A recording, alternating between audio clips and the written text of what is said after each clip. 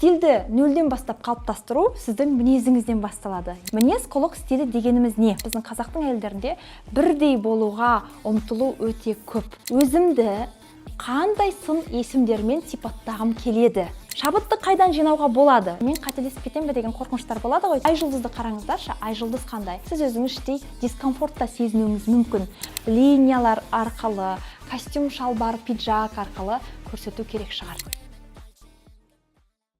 Сәлем қыздар, менің әпке сіңілдерім. Стильді нөлден бастап қалыптастыру сіздің мінезіңізден басталады. Я, дәл солай, сіздің мінезіңізден басталады. Менің есімім Бұлбұл, персоналды стилистпін. Жалпы қазақ аудиториясына басқа әлеуметтік желілерде стиль мен сән туралы ақпаратты беріп жүргеніме 5 жылдан астам уақыт өтсе де, YouTube-қа алғаш қадам басуым, сондықтан да арнаға міндетті түрде жазылып алыңыздар. Қандай тақырыптар сіздер үшін актуалды болатын еді, шығарылымның астына жазып кетіңіздер. Жаңағы қайтадан айналып келеміз. Сіз реплика болмай, өзіңіздің мінез құлық стиліңізге сай стиліңізді қалыптастырғыңыз келетін болса, онда бұл шығарылым сізге арналған. Енді мінез құлық стилі дегеніміз не?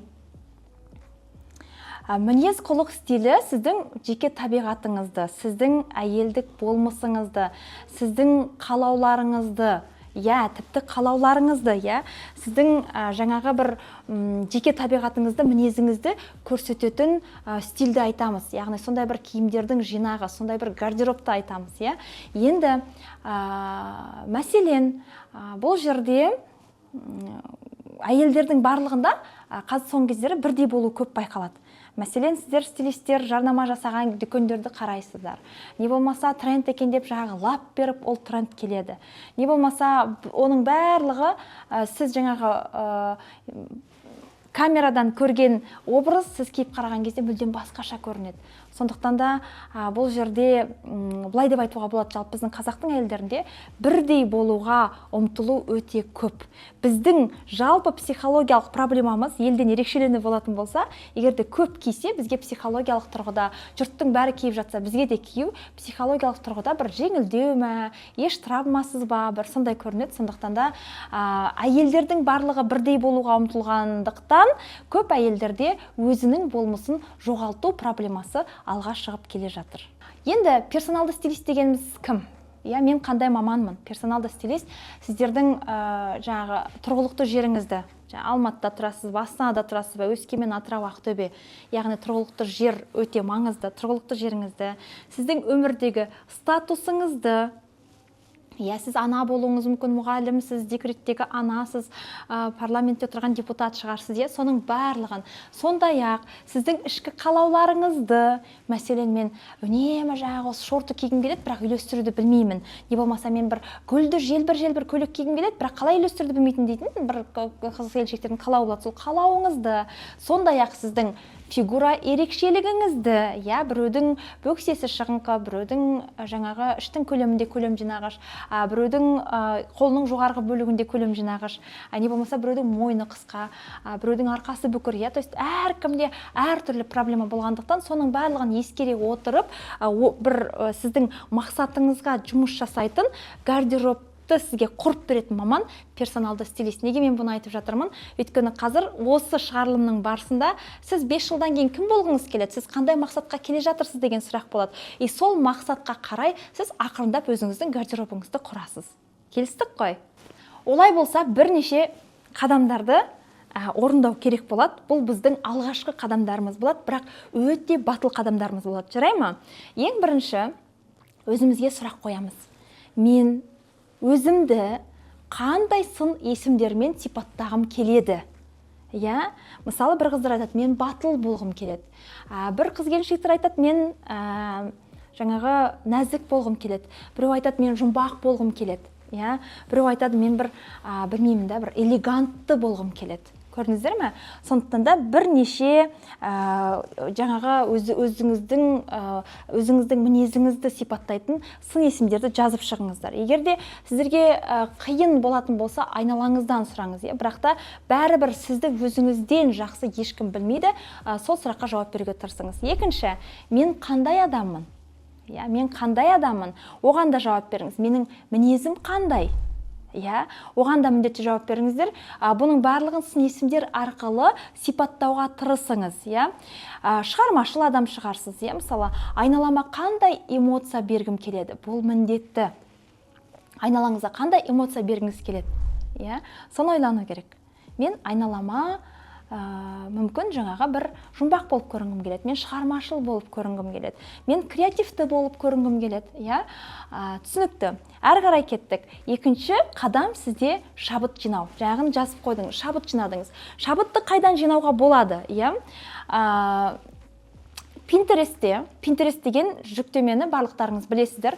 Pinterestте немесе Instagramда сізге ұнайтын образдарды сақтай беріңіз. Сізге ұнайтын деген кезде әу баста сізге не ұнайтынын түсіну мүмкін болмауы мүмкін. Бірақ сонда да жаңағы образдарды сіздің бір мен қандай болғым келеді, менің мінезім қандай, менің қалауым қандай деп сұрап жатсыз ғой сын есімдермен. Сол жаңағы Pinterest'тегі образдар немесе Instagram'дағы образдар сіздің жаңағы айтқан сын есімдерге сәл-пәл сәйкес келу керек. Іздеп көріңіз, біз осыған дейін оны іздемегендіктен біз оған бойламағанбыз. Енді анау сын есім мен Pinterest'тегі образдардың екеуін алып, бірмен бірін салыстырып, қарап анализ жасау сізді бір әлде қайда алға жетелейді. Иә, көріңіз жасап. Әрі қарай біз тағы не жасай аламыз? Біз Pinterest'тен қарадық делік, жаңағы ұнаған образдарды алық. Соның ішіндегі бір детальды, білмеймін, бір тренд элементі болуы мүмкін. Мүмкін сізге бір орамалдар ұнайтын шығар. Мүмкін сізге бір акцентті сырғалар ұнайтын шығар. Мүмкін сізге жаңағы осындай аржақ бержақ көрініп тұратын көйлекті шалбардың сыртынан кию ұнайтын шығар. Әркім. Мүмкін сізге әшейін бір, білмеймін, жаңағы сіздің өзіңіздің қалауыңыздың айналасындағы дүниелерді тек бір элементін ғана образыңызға енгізуден бастаңыз. Иә, басында қиын болуы мүмкін, қате жасап тұрған секілдіңіз болуы мүмкін, бірақ бұл сіздің стиль өзгертудегі ең батыл қадамыңыз болып есептеледі. Енді қателесуге қатысты, жалпы мен қателесіп кетем бе деген қорқыныштар болады ғой, өйткені бұл сіздің жаңағы стиль өзгертуге қатысты алғашқы қадамыңыз ғой. Өзіңіз қандай екеніңізді ойлап жатсыз, тіпті айналаңыздан сұрап көріңіз, қандай сын есіммен мені сипаттайсың. Қызық болады, оның барлығын жинап көріңіз. Енді қазір аламызда әрі қарай қателесіп кетеміз бе? Біздің жасағанымыз жаңағы бір элементті қостым, ол қаншалықты дұрыс деген күмән туады ғой. Адам сол қателесу арқылы басқа кезеңге өтеді. Мәселен, мен өзімнің 2019 жылдан бастап аудиторияға сән мен стиль туралы ақпарат ұсынып жүрген кезімде мен өзімде даму үстінде болдым. Мен басында батыл, бір драматикалық эффект бергім келді. Білмеймін, өзімнің образым арқылы ішкі батылдығымды көрсеткім келді. Сіздерге мына образдар куә болатын шығар. Мен білмеймін, мен Карл Лагерфельдтің эстетикасында болып көргім келді. Мен нәзік болып көргім келді. Білмеймін, мен деген бір мен қазақтың қызымын деген бір патриоттық сезімім болды. Оның барлығы менің осы образдарым арқылы көрініс тапты. Иә, мен образдарын керемет деп айтпаймын, мен әлі де өсудемін, әлі өсу үстіндемін. Анау біздің қыздар идеалды сәтті күтеді ғой, мен жақсы болып алайын, образымды қалыптастырып алайын, күшті болып алайын, содан кейін жасаймын. Жоқ, мен сол ақпаратты өзім іздене жүріп, сіздерге бөлісе отырып, басқа әлеуметтік желілерден де сол желінің оқырмандарына бөлісе отырып, өзімде өсу деңгейінде өсу сатысында болдым, және ол маған өте көп тәжірибе жасауға, өте көп қателесуге мүмкіндік берді. Сол қателесудің өзі маған қазір жақсы талдау жасауға, жақсы бір түрткі болып тұр. Сондықтан сіздер де көріңіздер, жаңағы стильдің элементін міндетті түрде образдарыңызға қосыңыздар. Енді жаңағы ойды әрі қарай тарқатайық. Мәселен, сіз тік мінезді, мақсаты айқын, бір динамикада жүрген әйелсіз, қыз келіншексіз делік, бірақ сіз анау иығы фонарь болып тұратын, етегі шашырап тұратын, гүлді білмеймін, фатин юбка болмаса бір гүлді көйлектерді киетін болсаңыз, сіз өзіңіздің мінез құлық стиліңізге қарама қайшы келесіз. Ал сол кезде сіз өзіңіз іштей дискомфортта сезінуіңіз мүмкін. Мүмкін не болмаса, сіздің түріңіз эмоцияға жоқ, мысалы, бір салқын делік, сол кезде бір табиғатыңыздағы тік мінездерді сіз гүлді көйлек арқылы емес, табиғатыңыздағы тік мінезді осындай линиялар арқылы, костюм, шалбар, пиджак арқылы көрсету керек шығар. Көрдіңіз бе? Сол кезде адамның мінезіндегі, адамның табиғатындағы, адамның болмысындағы бар дүние киіммен үйлескен кезде ол өзіңізге бірден комфортты сезім сыйлайды, және айналаңызды да сіздің жаңағы қалауыңызға сендіреді. Егер де сіз сол өзіңіздің ішкі мінезіңізбен үйлескен образбен барып бір ортада ой айтсаңыз, ана жерде отырған бір 5 адам, 10 адам сіздің айтқаныңызға ереді. Дұрыс айтасың деп іздейді. Неге? Өйткені сіз бүкіл тұтас бүтіндей өзіңіздің болмысыңызбен сіз сол сенімділікті көрсеттіңіз. Мәселе сонда. Біздің қазақтың қыздарында мынадай проблема бар. Біз өзіміздің емес, өзгенің қалауын орындап үйренгенбіз ғой. Біздің статустағы өмірдегі статусымыз әртүрлі ғой. Сол статустың айналасында жүріп, біз сол жаңағы шеңберден шығып кетуге негізі қаттың қайсызданамыз. Неге? Өйткені біз тәрбиені, басқасын жолға қоямыз. Енді ол біздің керемет құндылықтарымыз деп айтуға болады. Бірақ сол құндылықтардың аясынан ешқайда шығып кетпейді, өзіңнің ішкі болмысыңмен әдемі байланыс жасауға болады. Біздің қыздарда жетпей тұрған нәрсе ішкі қалауымызды тыңдау. Оны осы сән әдебиетінде желаемое впечатление деп айтады. Яғни мен қалаған әсер, мен қандай әсер тудырғым келеді. Мен деген батыл болдым, образдарым батыл болды, мен деген нәзік болғым келді, мен күрделі болғым келді, адамдарға жұмбақ болғым келді, образым күрделене бастады деген секілді ғой. Сондықтан да сіз де соны жасап көріңіз. Ол үшін әшейін сұрақ қою, жаңағы этап Pinterest'ті ақтару, өзі миға сәл беріп қойсаңыз, пазл ақырындап жиналады, жолға шықсаң, әрі қарай өзі ақырын реттеліп кетеді. Енді жаңағы қарама қайшылықтарға қатысты. Мәселен, Ерке Есмаханды барлықтарыңыз білесіздер. Ерке Есмахан деген енді мен бір қараған кезде қандай эмоция туындатады. Ерке Есмахан ол өте бір ерке, бір былайша айтқан кезде өте нәзік, бір қылықты деп айтайықшы. Өйткені ондай қылық көрсете алатын бізде еркін қыз-келіншектер аз біздің қоғамда. Өте сондай бір қарап тұрсаң, адам қызығатындай. Енді қараңыз, ерке қандай көйлектер киеді? Еркеге гүлді принт, анау бір жаңағы желбірлер, драпировкалар, кең етек, не болмаса оның бір мінезінде ойнақылық бар ғой. Сол ойнақылықтың өзін ол жаңағы бір жастардың стиліндегі худилармен, спорттық бір спортшикпен, тіпті анау түрлі түсті нәскилер арқылы көрсетіп жібереді. Ол оның мінез құлқын қатты ашады. Неге? Өйткені оның мінезімен тікелей байланысты болып тұр. Енді қараңыздар, еркеге костюм шалбар киген кезде еркенің сұлулығы костюм шалбардың көлеңкесінде қалып қалады. Көрдіңіздер ме? Ол барынша соны сеземе, кей кездерде тіпті костюм шалбар мен леггинсы киген жерде анау нәскидің өзін барынша ойнақы қылуға тырысады. Бірақ анау костюм шалбар, қара костюм шалбар, қара түстер еркенің мінезімен сәйкес емес. Сондықтан да ерке оны сезеді, ол барынша ойнақы, барынша гүлді принтті, әртүрлі өрнекті, жаңағы плиссе, қатпарлы, түрлі бір образдар жасайды, және ол еркенің характерін ашады. Түсіндіңіздер ғой, ол сол секілді дүние. Сондықтан да біз образымызды бастаған кезде, мысалы, мен қандаймын? Мен кім болғым келеді деген секілді сондай бір сұрақтарға жауап беруіміз керек. Айжұлдызды қараңыздаршы, Айжұлдыз қандай? Айжұлдыз өте еркін. Оның образдарынан керісінше драманы байқауға болады. Жаңа мысалы Ерке Есмаханға біз драматизм сондай жақсы келмейтінін байқадық. Өйткені ол андай бір қара кожа, былғарыдан тігілген киімдердің көлеңкесінде қалып қалады. Ал Айжұлдызға ол жарасады. Айжұлдыз от қызылды кисе де, Айжұлдызға натур дейді, яғни бір дәстүрлі, заманауи, біздің бір ұлттық құндылықтарымыз бар, образдар, оның барлығы жарасады. Ол да Айжұлдыздың мінезіне қатысты. Айжұлдыз қандай, Ерке қандай, Мадина Садуақасова, сіздер білетін тұлғалардың барлығы мінезіне сай өзінің образы. Мысалы, Мадина Садуақасова ол өте женственный, нәзік, әйелдік болмысы мен деп тұратын әйел деп айтайықшы, иә. Бірақ оның сол әйелдік болмысы образдарынан көрінеді.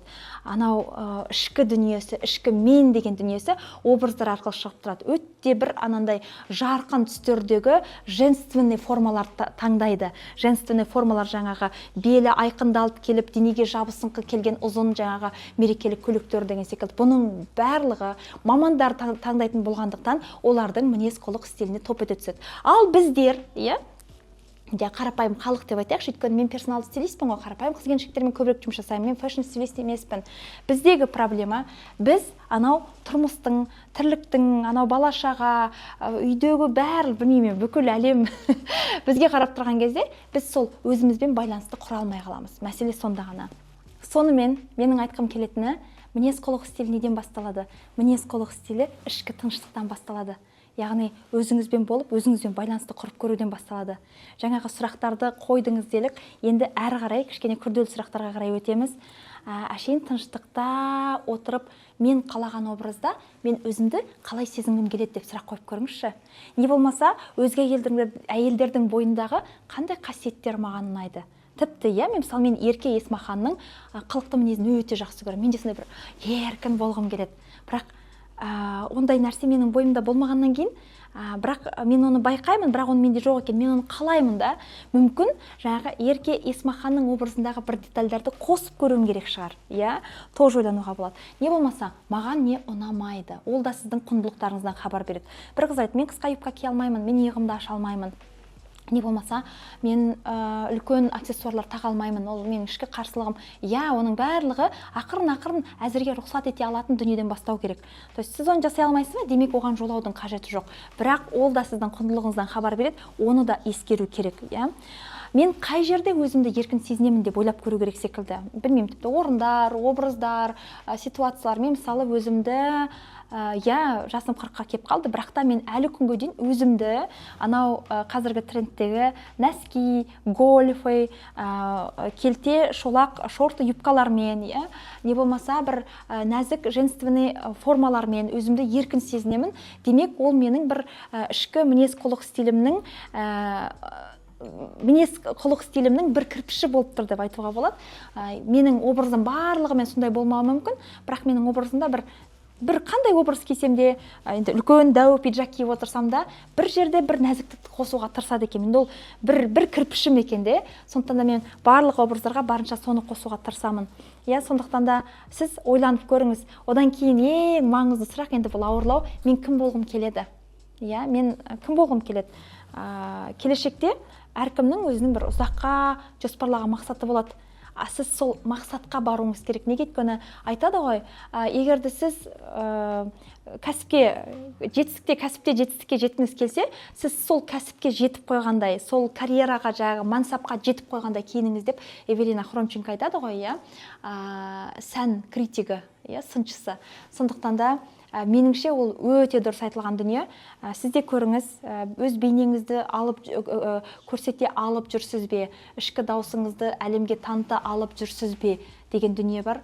Бізде қыздарда көп жағда қарсылық туындайды. Маған әлемге бірдеңе доказывать ету, бірдеңе дәлелдеудің қажеті жоқ. Егер сіз өзіңізбен әдемі байланыста болсаңыз, сіздің ішкі әлеміңіз бен сыртқы әлеміңіз екеуі бір тұтас болатын болса, сіз ондай жағдайда ондай күймен тау қопарасыз. Үлкен жетістіктерге жетуге болады деп ойлаймын. Сондықтан да көріңіз, ойланыңыздар, жасап көріңіздер. Сіздің стиліңіз қайталанбас болуы керек. Алдағы сабақта жалпы гардеробты осы мінез құлық стилінде өзіңіздің ішкі ДНК-ңыздың, ішкі кодыңыздың негізінде қалай құрау керектігін әрқайсысын кәдімгідей формуламен көрсетеміз. Олай болса каналға міндетті түрде жазып алыңыздар. Сіздер үшін актуалды болған сұрақтарды осы шағырылымның астына жазып кетіңіздер. Мен міндетті түрде оларға арнайы шағырылым арнаймын. Келесі кездескенше.